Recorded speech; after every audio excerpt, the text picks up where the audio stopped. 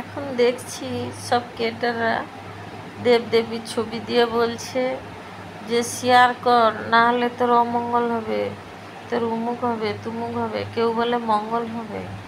ঠাকুর দেবতা নিয়ে এইরকম করাটা ঠিক না, আমার ঠিক ভালো লাগে না। আমি ঠিক এটা শুনতেও পারি না, মানতেও পারি না, নিতেও পারি না। এরকম কেউ করে? ভিউজ পাওয়ার জন্য ঠাকুরকে কি বাজারে বিক্রি করছো, না ভিডিও বানাচ্ছ? ঠাকুর কি আধুনিক? ঠাকুর ঠাকুরই হয়। ঠাকুরের নিয়ে এত কিছু করা ঠাকুর নিয়ে ঠিক নয়। ঠাকুরের নাম করে করে ভিউজ পাওয়া, এটা কেমন কথা? আরে ভাই, তুমি তোমার যোগ্যতায় ভিডিও বানাও, তাতে হয় হবে, না হয় না হবে। এইরকম কেউ ঠাকুর নিয়ে, এই আমার ঠাকুরকে দেখে যাবে, না হলে অমঙ্গল হবে, তোর ঘোর বিপদ হবে, তোর অকাল হবে, এ কি? ঠাকুরকে নিয়ে এরকম করা? ঠাকুর কি বলে দিয়েছে? ঠাকুর কথা বলছে? ঠাকুর হচ্ছে নিরাকার, তাকে আমরা সাধনা ভজনা করব। তার যদি ভালো লাগে সে দূর থেকে আশীর্বাদ আকর্ষণ করবে।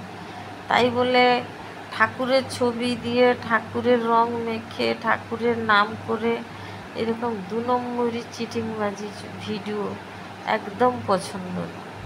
এরকম ভিডিও কেন করে? মানুষের কি একটা জ্ঞানগম্য নেই, বুদ্ধিশুদ্ধি নেই, যে মানুষ ঠাকুর নিয়ে ভিডিও করবে?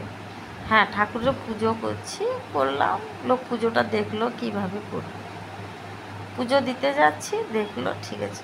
ঠাকুর কথা বলছে না, ভিডিও সাবস্ক্রাইবার করলে, না লাইক করলে, না শেয়ার করলে তোর ক্ষতি হবে, তোর অমঙ্গল হবে। এটা কেমন কথা?